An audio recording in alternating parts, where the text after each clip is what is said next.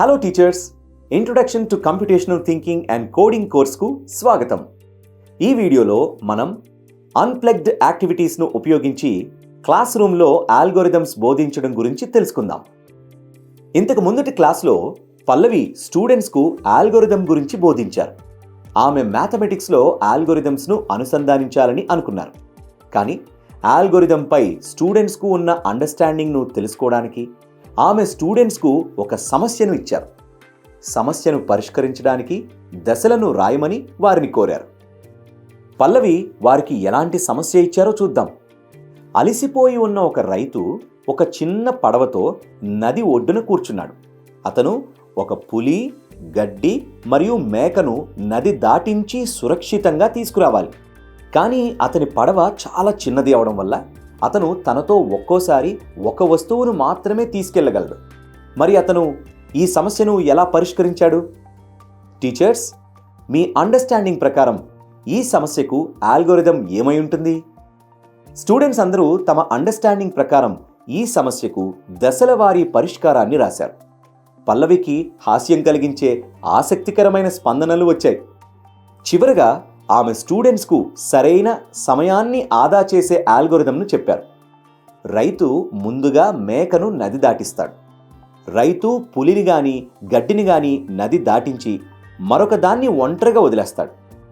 రైతు మేకను తిరిగి అవతల వైపుకు తీసుకువెళ్తాడు. రైతు పులిని గాని గడ్డిని గాని నది దాటించి మళ్ళీ మేకను ఒంటరిగా వదిలేస్తాడు. రైతు తిరిగి వచ్చి మేకను నది దాటిస్తాడు.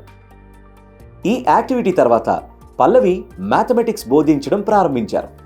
ఆమె జామెట్రికల్ షేప్ స్క్వేర్ నేర్పించాలని నిర్ణయించుకున్నారు. కాబట్టి ఆమె స్క్వేర్ని గీసే ప్రొసీజర్ గురించి స్టూడెంట్స్ను అడిగారు. స్క్వేర్ని గీయడానికి ఆల్గోరిథంను చెప్పమని పల్లవి కోరినట్లు స్టూడెంట్స్కు అర్థమైంది. అక్షయ్ అనే ఒక స్టూడెంట్ లేచి నిలబడి స్క్వేర్ని గీయడానికి ఆల్గోరిథంను చెప్పాడు. 5 సెంటీమీటర్ల లైన్ను గీయండి. 90 డిగ్రీ యాంగిల్ తీసుకుని 5 సెంటీమీటర్ల లైన్ను గీయండి. మళ్ళీ 90 డిగ్రీల యాంగిల్ని తీసుకొని 5 సెంటీమీటర్ల లైన్ను గీయండి. మళ్ళీ 90 డిగ్రీల యాంగిల్ తీసుకొని 5 సెంటీమీటర్ల లైన్ను గీసి మొదటి లైన్కి కలపండి. పల్లవి ఆల్గోరిథంను అనుసరించి స్క్వేర్ని గీయడానికి ప్రయత్నించారు.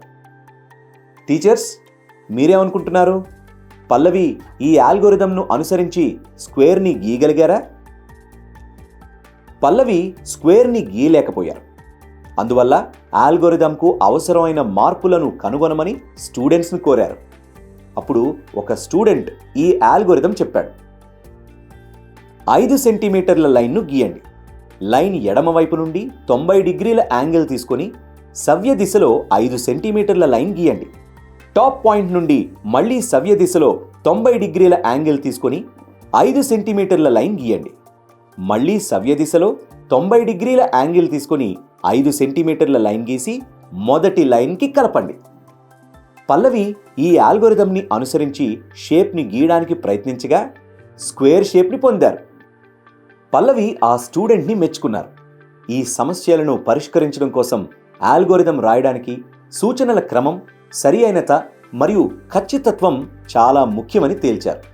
కానీ కొన్నిసార్లు సమస్య సంక్లిష్టంగా ఉంటే ఆ సమస్యకు సంబంధించిన ఆల్గోరిథం పొడవుగా ఉంటుంది, రాయడం కష్టంగా కూడా ఉంటుంది. అలాంటప్పుడు మనం ఆల్గోరిథంను గ్రాఫికల్ పద్ధతిలో రాయవచ్చు. ఆల్గోరిథం యొక్క గ్రాఫికల్ రిప్రజెంటేషన్ని ఫ్లో చార్ట్ అంటారు. ఈ వీడియోలో మనం అన్ప్లగ్డ్ యాక్టివిటీస్ను ఉపయోగించి క్లాస్ రూమ్లో ఆల్గోరిథమ్స్ బోధించడం గురించి తెలుసుకున్నాం. తదుపరి వీడియోలో స్క్రాచ్లో ఆల్గోరిథమ్స్ ఎలా ఉపయోగించాలో నేర్చుకుంటాం.